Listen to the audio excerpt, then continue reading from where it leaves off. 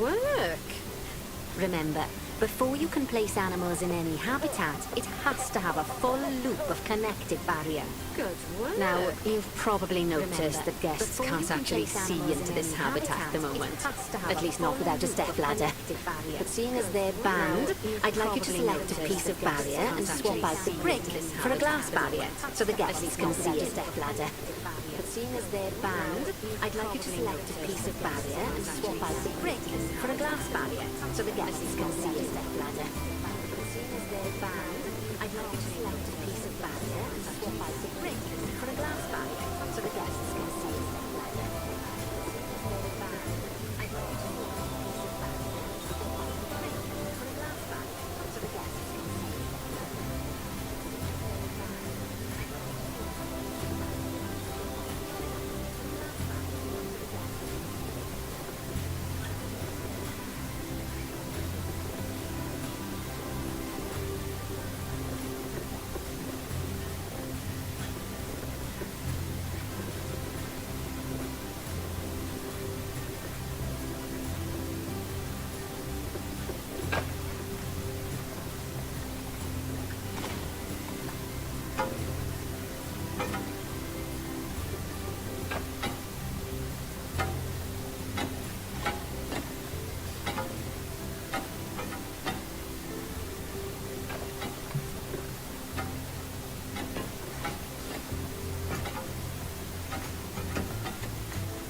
stepladder. There we go. Adding in more windows gives guests even more opportunities to see the animals in a habitat. It's always best to make sure the guests can get a good view into a habitat from the path they're walking on, because it makes them happy, and because this would be a pretty terrible zoo if they couldn't. The last thing we need to do is to add a donation box. You see, when guests enjoy the view of an animal, they'll make a donation. Just make sure you put them in easy-to-reach places like near a viewing point. Donation boxes are one of the main sources of income for the zoo, so make sure you remember them. Easy-to-reach places like near a viewing point. Donation boxes are one of the main sources of income for the zoo, so make sure you remember them. Easy-to-reach places like near a viewing point. Donation boxes are one of the main sources of income for the zoo, so make sure you remember them. Easy-to-reach places like near a viewing point. Donation boxes are one of the main sources of income for the zoo, so make sure you remember them. Now, before we adopt our ostriches, you should click the play button. After all, if the game's paused, then so are our caretakers, which will make it a bit tricky for them to deliver the ostriches, eh? You should click the play button. By the way, as well as pausing the game, you can speed the game up by clicking on the fast forward button. It'll run everything at 2 times and 5 times faster. It can be useful, especially if you're waiting for money to accumulate or for animals to be delivered to a habitat. Personally, I use it when I'm waiting for a brew to finish. All right, you've finished the habitat, so it's high time we adopted those ostriches, don't you? Personally, I use it when I'm waiting for a brew to finish. All right, you've finished the habitat, so it's high time we adopted those ostriches, don't you? Personally, I use it when I'm waiting for a brew to finish. All right, you've finished the habitat, so it's high time we adopted those ostriches, don't you? Personally.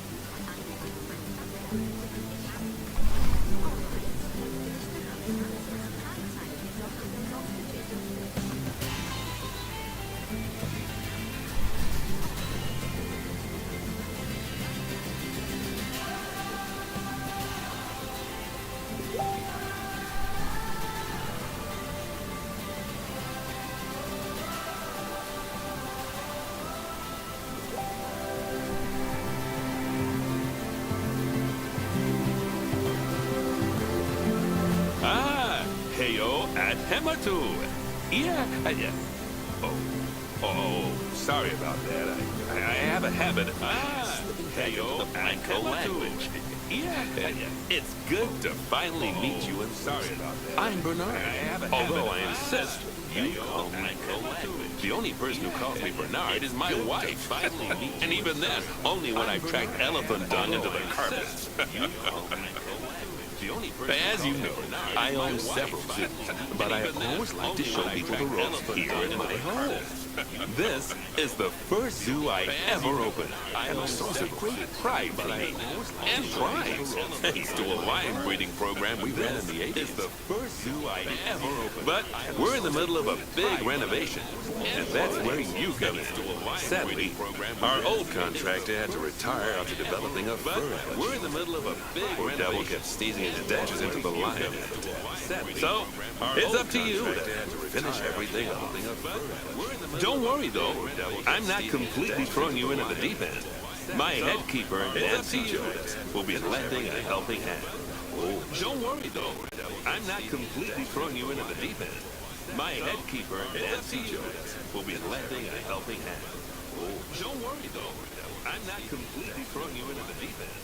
My head keeper, Nancy Jones, will be lending a helping hand. Oh, don't worry, though. I'm not completely throwing you into the deep end. My head keeper, Nancy Jones, will be lending a helping hand. Oh, don't worry, though. I'm not completely throwing you into the deep end.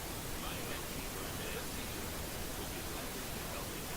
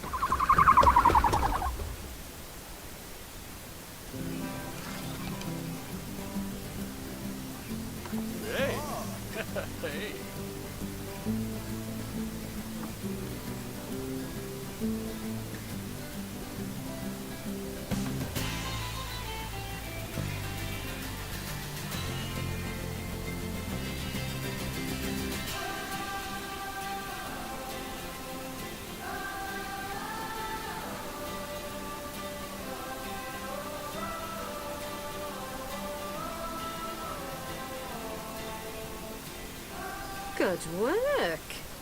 Remember, before you can place animals in any habitat, it has to have a full loop of connected barrier. Now, you've probably noticed that guests can't actually see into this habitat at the moment. At least not without a stepladder.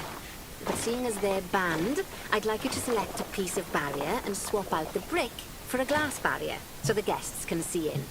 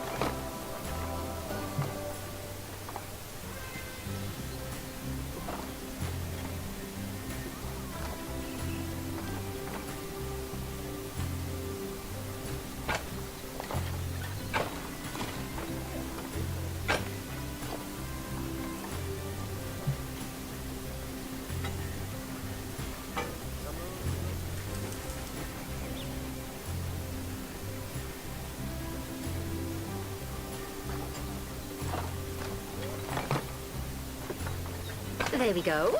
Adding in more windows gives guests even more opportunities to see the animals in a habitat. It's always best to make sure the guests can get a good view into a habitat from the path they're walking on, because it makes them happy, and because this would be a pretty terrible zoo if they couldn't. The last thing we need to do is to add a donation box. You see, when guests enjoy the view of an animal, they'll make a donation. Just make sure you put them in easy-to-reach places, like near a viewing point. Donation boxes are one of the main sources of income for the zoo, so make sure you remember them.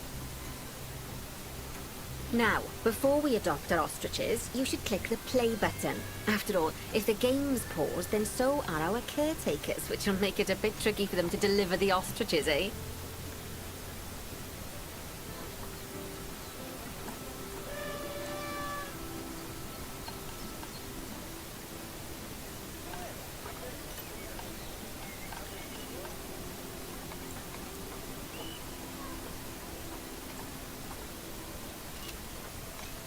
By the way, as well as pausing the game, you can speed the game up by clicking on the fast forward button. It'll run everything at 2 times and 5 times faster. It can be useful, especially if you're waiting for money to accumulate or for animals to be delivered to your habitat.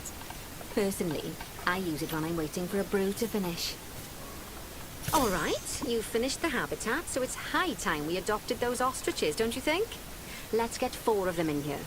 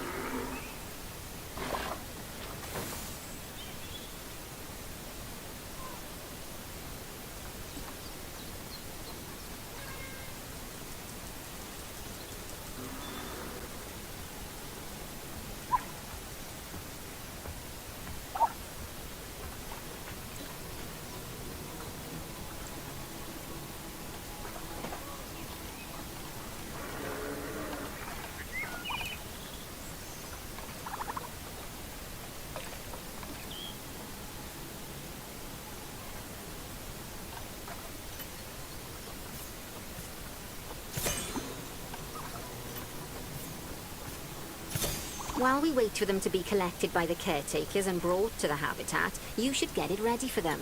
Add a suitable feeding station, water station, and an appropriate food enrichment item. It's often best to place things like enrichments and feeding stations near to the habitat perimeter, so guests can get a really good view of the animals.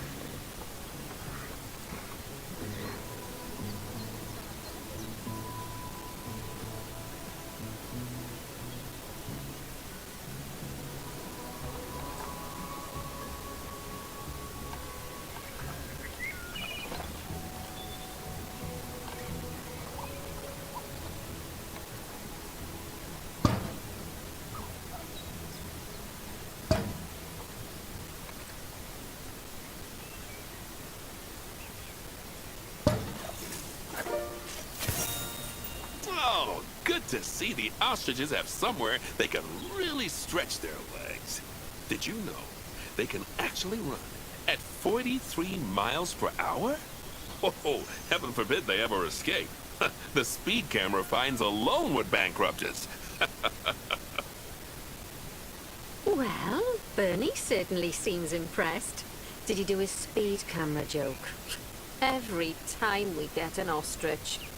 So, now we've made the ostriches' lives a bit better, let's do the same for the keepers, shall we? To make it easier for the keepers to feed the ostriches and hippos, we should build a new keeper hut. Keeper huts are where the keepers prepare the food for animals, so they should be placed near to the habitats to make sure the keepers don't waste their time walking when they should be looking after the animals.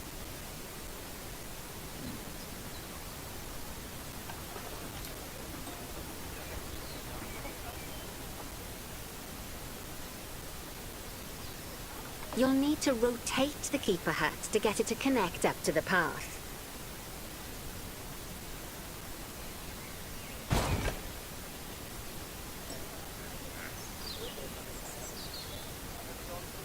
This keeper hut only has space for one keeper, but the larger keeper hut can allow multiple keepers to prepare food at the same time. Oh, but bear in mind that keeper huts and other staff facilities shouldn't be placed near to areas where there are lots of guests.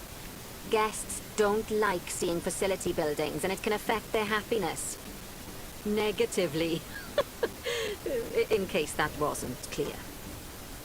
Something that all facilities, shops, and a whole host of other objects need is power, and that obviously includes your newly built keeper hut. So let's place a transformer next to it, shall we? Now, the reason everything has gone blue is because you're using the power heat map. This map allows you to see what is and what isn't powered in your zoo. So, once you've placed your transformer, you can click in the bottom left to turn the heat map off. Lovely work. Now the keepers can start using the hut to prepare food, and thanks to where you put it, they won't need to walk very far to deliver it to the ostriches and hippos. Let's get on to your next objective then. Bengal tigers. We want to adopt some, but I'm afraid there's nothing ready for them yet. Head on over to the plot of land I've marked out. It's not too far away. Righty, your next job is to build a habitat from scratch. And concrete and glass, I expect. So, go ahead and build it. Just make sure that the habitat includes that big hole we've dug. Oh, and don't forget to add a habitat gate to the barrier. Oh, and make sure the guests will be able to see the tigers.